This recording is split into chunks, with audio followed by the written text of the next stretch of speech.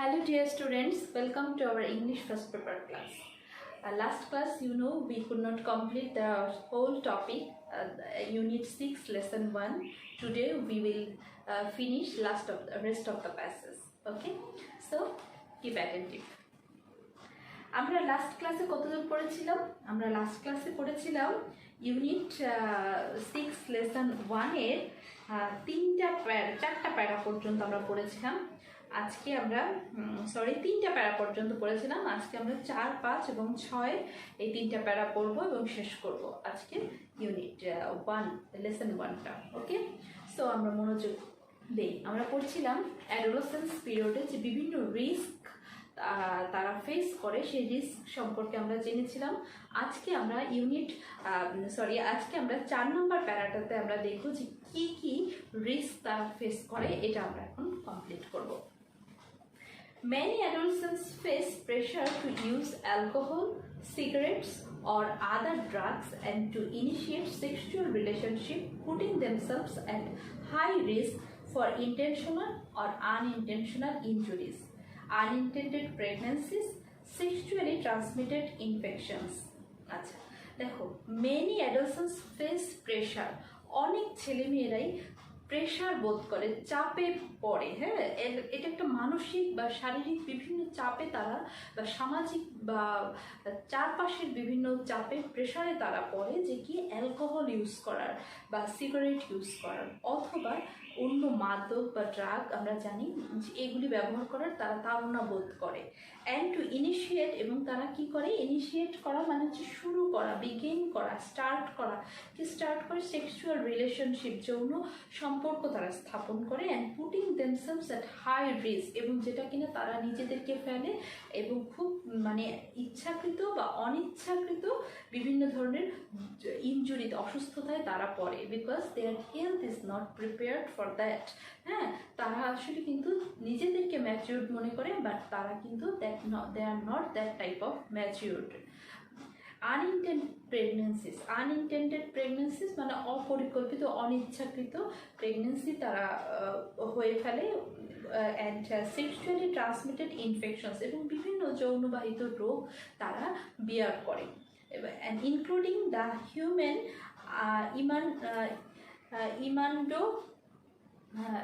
ইমানোডেফিসিয়েন্সি virus, মানে কি ইমানোডেফিসিয়েন্সি virus মানে যেটা আমরা সবাই বেশি পরিচিত, যে HIV-তে তারা হচ্ছে গিয়ে রোগেও তারা পড়ে যেতে পারে, এটাও তারা বিয়ার করতে পারে। তাহলে আমরা এই লাইনটা পড়ে দেখলাম যে অনেক ছেলেমেয়েরা, অনেক কিশোরীরা এই বয়সে মাদক, অ্যালকোহল এবং যৌন বিভিন্ন সম্পর্কে নিজেদেরকে এনগেজ করে বিভিন্ন ধরনের উচ্চ ঝুঁকিতে তারা পড়ে, এবং নিজেদেরকে সেই সব ঝুঁকি বা সেরকম স্বাস্থ্য অরক্ষিত হয়ে যায় তাদের, এবং এই সকল সমস্যা তারা ফেস করে।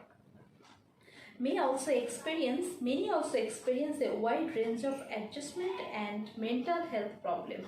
অনেকেই আছে যারা কিনা একটা ব্যাপক পরিমাণে একটা অ্যাডজাস্টমেন্ট মানে মানিয়ে নেওয়া সম্পর্কিত এবং বিভিন্ন ধরনের মানসিক স্বাস্থ্য ঝুঁকিতে তারা পড়ে যায়। Behaviour patterns that are establish during this period. Behaviour pattern মানে আচরণগত যে একটা বৈশিষ্ট্য, হ্যাঁ, আচরণগত যে একটা ছক বা কাঠামো, এই বয়সটায় আসলে স্টাবলিশড হয়, মানে এই বয়সে এটা গড়ে ওঠে। During this period such as the use or avoidance of drugs, মানে কেউ ড্রাগ ব্যবহার করে অথবা ড্রাগ অ্যাভয়েড করে, বর্জন করে। Taking or abstaining from sexual risk can have long-lasting negative and positive effects on future health and well-being. দেখো, লাইনগুলো একটু জটিল করে লেখা, বাট আমরা যদি একটু সহজভাবে সংক্ষেপেভাবে চিন্তা করি যে বিহেভিয়ার প্যাটার্ন, হ্যাঁ, আচরণগত বৈশিষ্ট্যটা আসলে এস্টাবলিশ করে এই সময়ে কিসের উপর ভিত্তি করে? তারা কি মাদক গ্রহণ করবে নাকি করবে না, তারা কি কোনো ইলিগাল সম্পর্কে নিজেদেরকে এনগেজ করবে নাকি করবে না, সব কিছুর উপর ডিপেন্ড করে তাদের আচরণটা স্টাবলিশড হয় এই সময়, যেটা কিনা একটা পজিটিভ এবং যেটা উভয় দিকেই, তাদের পজিটিভ এবং নেগেটিভ উভয় দিকেই একটা মানে প্রভাব তাদের মধ্যে বিস্তার করে এবং যেটা কিনা তাদের ভবিষ্যতে ভালো মঙ্গল এবং তাদের স্বাস্থ্যের উপরও যেটা ভীষণভাবে ভূমিকা রাখে। ভালো হবে নাকি খারাপ হবে এটা ডিপেন্ড করবে। অ্যাজ এ রেজাল্ট, ফলে adults have unique opportunities to influence adolescence. ফলে আমরা দেখতে পাই কি যে বড় যারা তাদের একটা বড় ভূমিকা রাখার অপশন আছে এই অ্যাডাল্টসদের উপরে।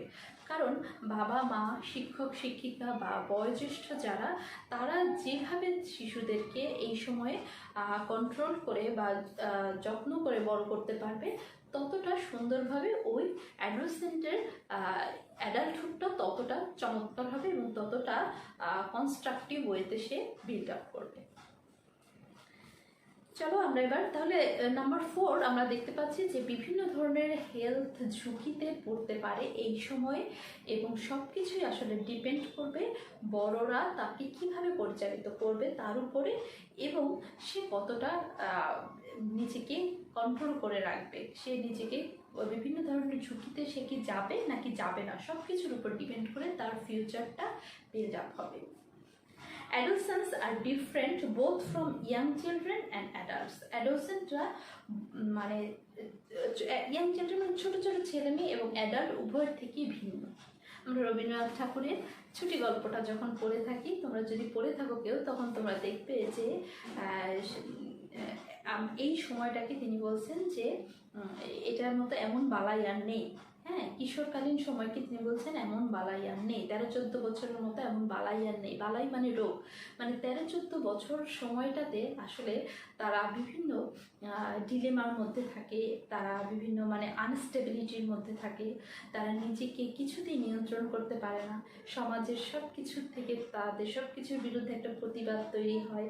হ্যাঁ, অ্যাবস্ট্রাক্ট রিজনিংয়ে তারা ভোগে। হ্যাঁ, এই সমস্ত প্রবলেমগুলি, দ্বন্দ্বগুলি, মনস্তাত্ত্বিক বিভিন্ন সমস্যাগুলোও এই সময়ে গড়ে ওঠে এবং বড়রা মনে করে যে সে যদি আধো আধো কথা বলে তাহলে মনে হচ্ছে যে বেশি ন্যাকামি করছে, যদি বড়দের মতো বেশি কথা বলে তাহলে মনে হয় বেশি পাকামি করছে। তার মানে কি এই বয়সটা তাকে he is not considered as a child or not considered as an adult, তাই না? তাহলে কোনো সময়ই কিন্তু আসলে সে কোনো জায়গায় তার কিন্তু স্থান হচ্ছে না, বড়ও না ছোটও না, সে একটা মধ্যবর্তী অবস্থানে থাকে, যেটা কিনা তাকে একটা ভীষণ একটা সমস্যায় ফেলে দেয়। আচ্ছা, আর এবার 5 নাম্বার প্যারাটা কি বলছে আমরা একটু দেখি। Adolescents are different both from young children and adults. Adolescentরা ইয়াং চিলড্রেন এবং অ্যাডাল্টের থেকে, আমরা তো এই লাইনটা বলেছি, specially adolescents are not fully capable of understanding complex concept.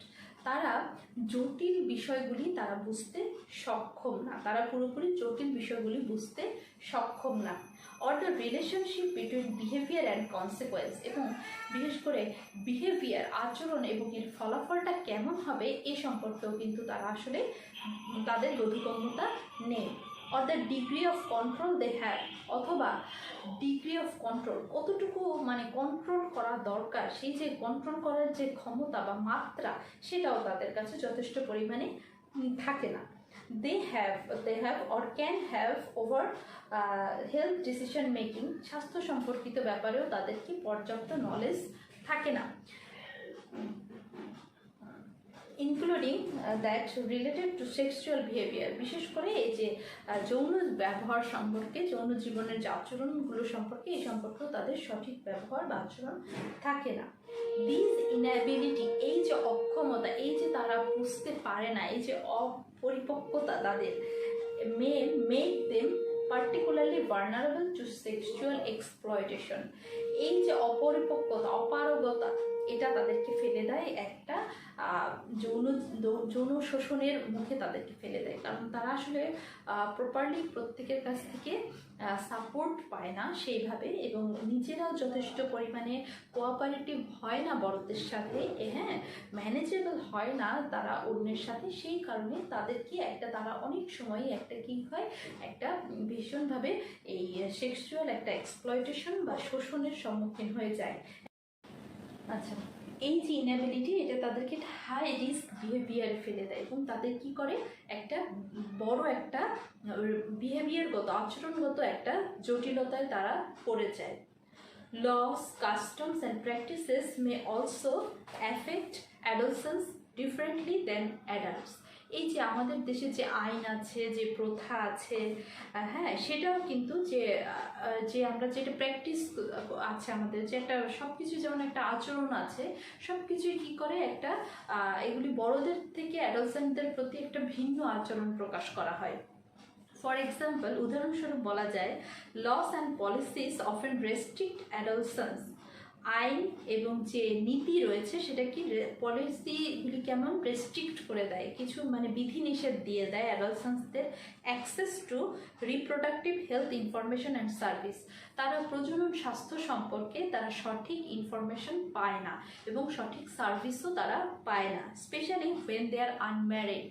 যদি তারা অবিবাহিত হয় বিশেষ করে, তাহলেও তারা কিন্তু পর্যাপ্ত ইনফরমেশন পায় না। মনে রাখবে, lack of information is cause of fault, তাই না? যেহেতু তারা জানে না, সেহেতু কিন্তু তারা বিভিন্ন সমস্যায় পড়ে, তাই না? বিভিন্ন ঝুঁকিতে পড়ে। If they were known then they would not be fall in that problem, তাই না?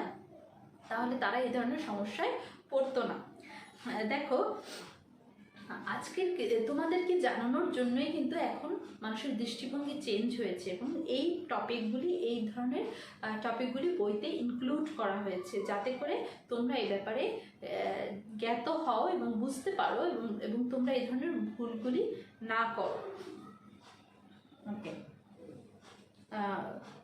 স্পেশালি ইন অ্যাডিশন, অধিকন্তু, এছাড়াও কি even when services do exist, যদি তাদেরকে কিছু সার্ভিস দেওয়াও হয়ে থাকে, কিছু সার্ভিসের ব্যবস্থাও যদি থেকে থাকে, provider attitude about adolescents often pose a significant barrier to the use of those services. যারা আর কি সেবা দিচ্ছে বা যে ইনফরমেশনটা দিচ্ছে তার অ্যাটিটিউডটা কিন্তু আসলে একটা ব্যারিয়ার সৃষ্টি করছে, একটা উল্লেখযোগ্য একটা ব্যারিয়ারের সৃষ্টি করছে। তার অ্যাটিটিউডটা কিন্তু আসলে নর্মাল না, তার অ্যাটিটিউডটা সেই আন্তরিক না, ওয়ার্ম না, হ্যাঁ, যেটা কিনা যে নিচ্ছে গ্রহীতা তাকে একটা ডিফিকাল্টিসের মধ্যে ফেলে দিচ্ছে। সো 5 নাম্বার যদি আমরা ফলো করি, প্যারাটা কি বলেছে, যে 5 নাম্বার প্যারাটা বলেছে যে অ্যাডোলেসেন্টস আর ডিফারেন্ট ফ্রম ইয়াং চিলড্রেন থেকে তারা ডিফারেন্ট এবং অ্যাডাল্টদের থেকে ডিফারেন্ট।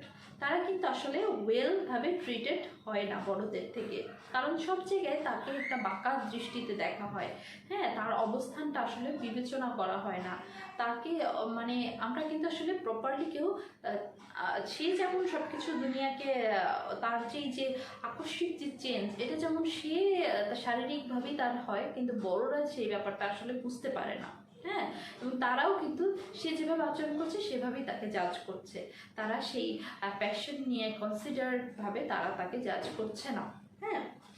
তো এবং তাদের দেখা যাচ্ছে যে এই যে সেলফ কন্ট্রোল থাকছে না, তাদের বিহেভিয়ারগত যে প্রবলেম হচ্ছে, এই সকল কিছুই তাদেরকে ভালনারেবল করে তুলছে। এই সেক্সুয়াল লাইফে এবং মেন্টালি উভয় ক্ষেত্রেই তারা ঝুঁকিতে পড়ে যাচ্ছে, হ্যাঁ, মনস্তাত্ত্বিক দ্বন্দ্বে তারা ভুগছে। এবং দেখা যাচ্ছে আমাদের দেশে যে ল আছে, যে প্র্যাকটিস আছে, সেটাও কিন্তু তাদের জন্য ফ্রেন্ডলি না, হ্যাঁ। ইফ দে ওয়ার আনম্যারিড তাহলে তো আরোই না, হ্যাঁ, তারা কিন্তু সঠিক ইনফরমেশন পাচ্ছে না। ওকে, তো এবং যারা প্রোভাইডার, যারা এইসব ইনফরমেশন দিচ্ছে, তাদেরও অ্যাটিটিউডটা কিন্তু ওরকম ওয়ার্ম না, আন্তরিক না, হ্যাঁ, কর্ডিয়াল না, they are not at all cordial. তো আমরা লাস্ট প্যারাতে চলে যাই, ইউনিট 1-এর লাস্ট প্যারা, ইউনিট 6-এর লেসন 1-এর লাস্ট প্যারাতে চলে যাই। Adolescents depend on their families. Adolescentsরা তাদের পরিবারের উপর, their communities, তাদের সমাজের বা সম্প্রদায়ের উপরে, স্কুলস, হেলথ সার্ভিসেস অ্যান্ড দেয়ার ওয়ার্কপ্লেসের উপর তারা কিন্তু dependent to learn a wide range of skills. অনেক ব্যাপক পরিমাণে জানার জন্য বা দক্ষতা অর্জনের জন্য তারা পরিবার, সমাজ, তারা কমিউনিটি, স্কুল এর উপরে তারা dependent. That can help them to cope up the pressure they face. যেটা কিনা সহায়তা করবে তাদেরকে কোপ আপ করতে। মানে কোপ আপ শব্দের অর্থ হচ্ছে টলারেট করা, অ্যাডজাস্ট করা, হ্যাঁ, তারা মানিয়ে নেওয়ার জন্য যে প্রেশারটা তারা ফেস করে, যে যে চাপটা এই সময় তারা ফেস করে, সেটা তারা যে চাপটা, যে মনস্তাত্ত্বিক, যে শারীরিক বিভিন্ন ধরনের প্রেশার তারা ফেস করে এই টাইমে, সেই ধরনের প্রবলেম ওভারকাম করার জন্য বা কোপ আপ করার জন্য তারা আসলে কাদের হেল্প নেবে? তারা সমাজ, পরিবার, সবার কাছ থেকে, স্কুল, এদের কাছ থেকে তারা আসলে সাহায্য পাবে, প্রার্থী। and make a successful transition from childhood and adulthood. যদি তারা সমাজ, পরিবার এবং স্কুল সব জায়গা থেকে তারা যথেষ্ট পরিমাণে সাপোর্ট পায়, হ্যাঁ, তাহলে কিন্তু তারা খুব সুন্দরভাবে সাকসেসফুলি এই পিরিয়ডটা তারা পাস করতে পারবে।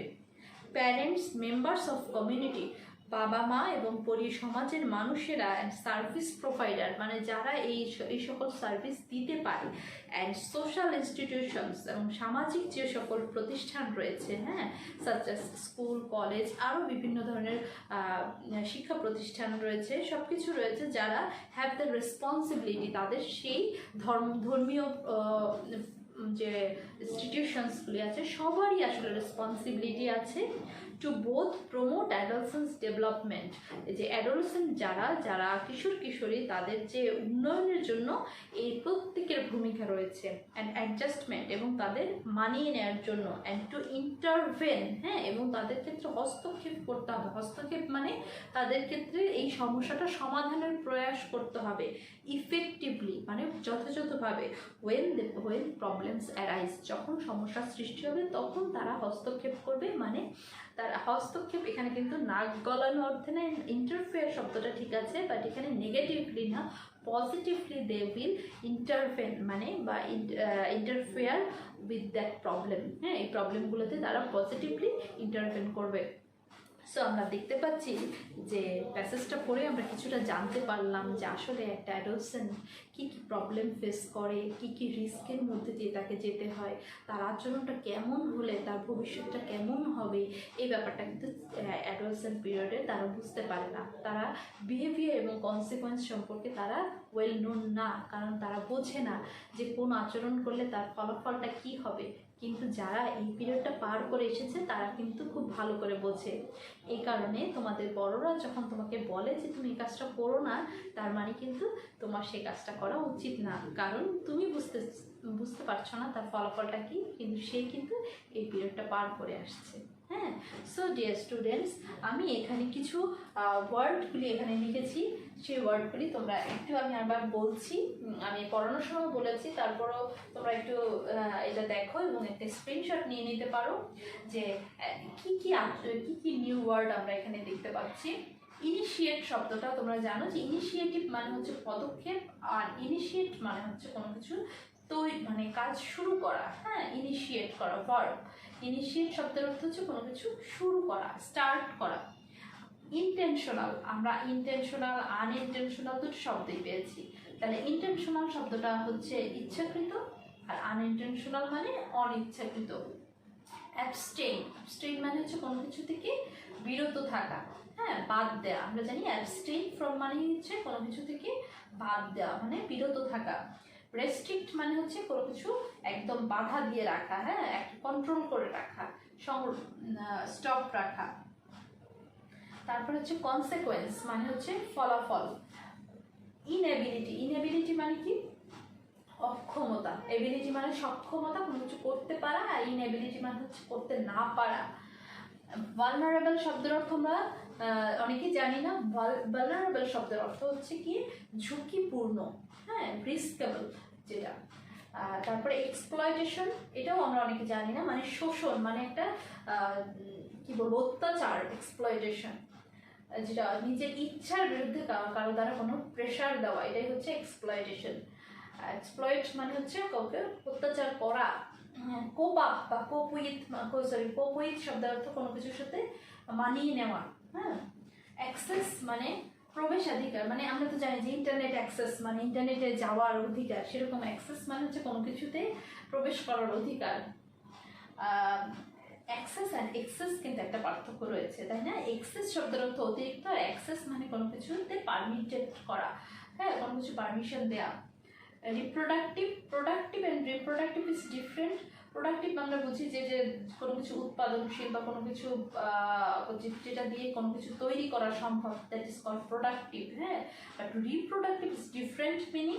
যেমন ডিফারেন্ট আর ইনডিফারেন্ট শব্দটা ভিন্ন শব্দ, সেরকম রিপ্রোডাক্টিভ শব্দের অর্থ হচ্ছে প্রজনন স্বাস্থ্য। হ্যাঁ, তারপরে কি রিপ্রোডাক্টিভ হেলথ মানে হচ্ছে প্রজনন স্বাস্থ্য, মানে সন্তান জন্ম দেওয়া সংক্রান্ত। তারপরে এক্সিস্ট মানে হচ্ছে থাকা। আর প্রোভাইডার মানে হচ্ছে প্রোভাইড করে মানে দেয়া, প্রোভাইডার মানে হচ্ছে দেয়, দাতা। ব্যারিয়ার শব্দের অর্থ হচ্ছে গিয়ে ব্যারিয়ার শব্দের অর্থ বাধা।